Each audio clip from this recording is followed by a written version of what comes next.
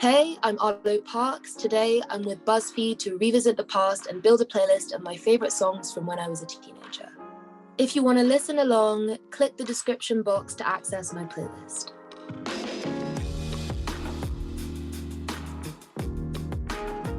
I'm 20 years old now, so I was actually a teenager only a few months ago. I was living in West London, in Hammersmith, which is where I've been all my life. I was an awkward kid, but I was a happy kid. My teenage years is kind of where I started coming into myself and discovering music and art and film and books. And I was very much in with the very studious kids, who spent a lot of time at the library. That was my vibe.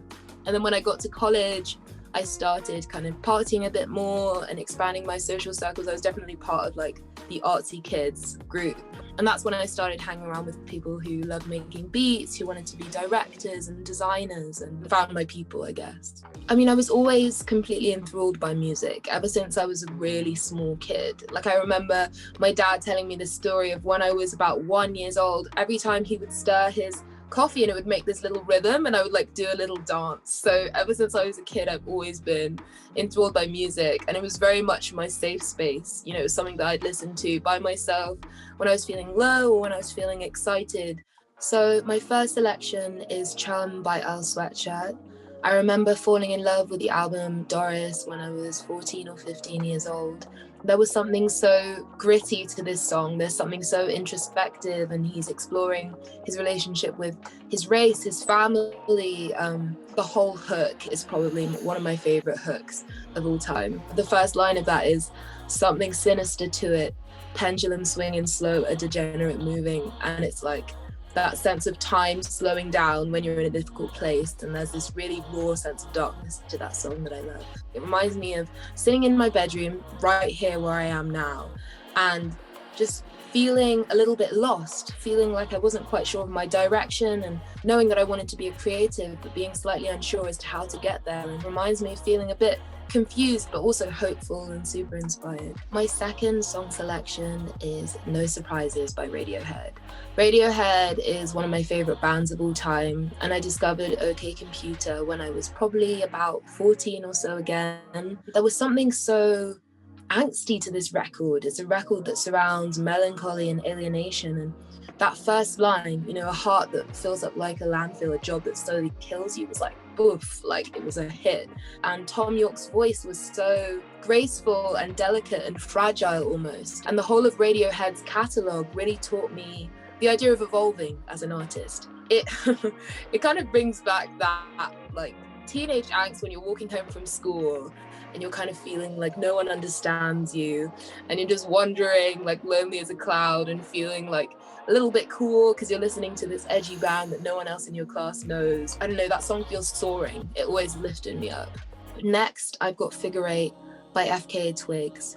And the reason why I love this song is that it's so kind of confident in how sensual and physical it is. It's very kind of muscular as a song, and I remember listening to those synths and feeling like it somehow got to the core of me.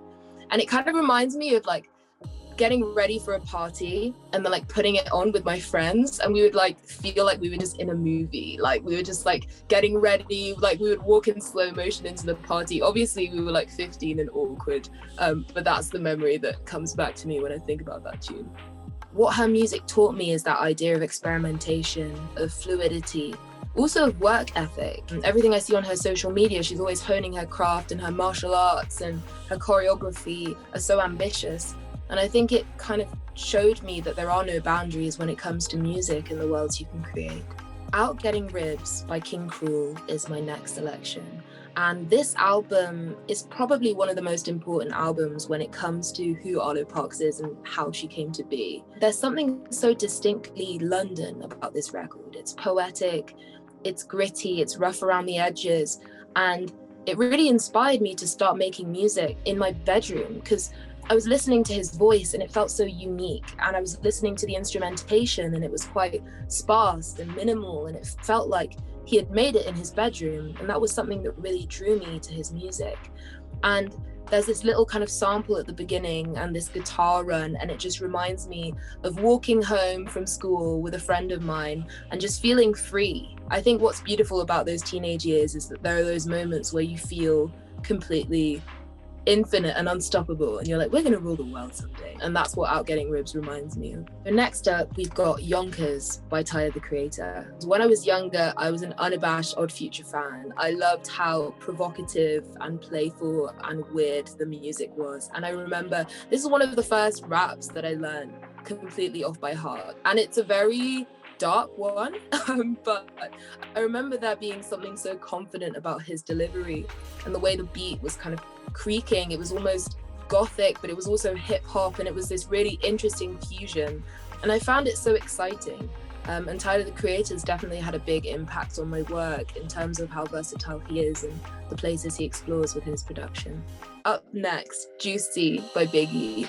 This song ignited my love of hip hop. I think I heard this song when I was pretty young. I think I must have been 12 or 13. There was something so inspiring about the storytelling. Like, I remember listening to it over and over again until I was just like rapping it in the kitchen, and I taught it to my little brother as well. So even now, whenever we hear that song, we know it word for word. The story behind that song, you know, his ascent to fame and building his way up from the bottom, I found it so inspiring, and the production felt so nostalgic for a time that I wasn't even alive in. It was a song that I grooved to when I was by myself and feeling a little bit down. And his flow is literally like butter. The drums in hip hop are something that I really hold dear to my heart, how crunchy they are, those kind of repeated loops. You can hear that influence in my music. So next up, we've got Special Affair by The Internet. And I remember when I first discovered this band, I was in love with every single member. Hearing Sid's voice, and it was like honey, just like floating towards me. And I got obsessed with that whole record, Ego Death. I went to see them when I went to Reading Festival. I was 15, and I saw them live. And I loved those kind of psychedelic influences. It felt like I was dreaming or I was floating. Even just seeing like these kind of slightly indie, edgy, like black kids just doing their thing felt so inspiring to me as like a little weird kid in the corner. So I was super inspired by watching them play.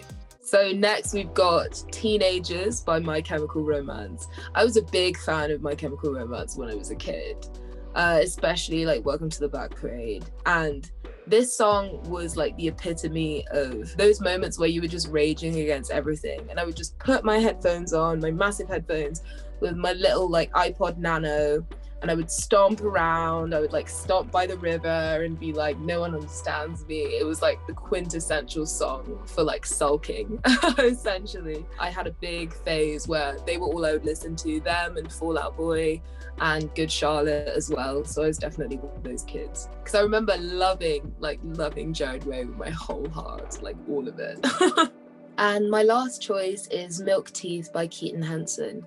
And this is a very kind of quiet, soft song. It encouraged me to kind of tap into that vulnerable side of myself and led to me discovering artists like Elliott Smith and Sufjan Stevens. I think it reminds me of those moments where I was just in my room feeling a little bit frustrated, and Keaton Henson's voice has this very soothing quality.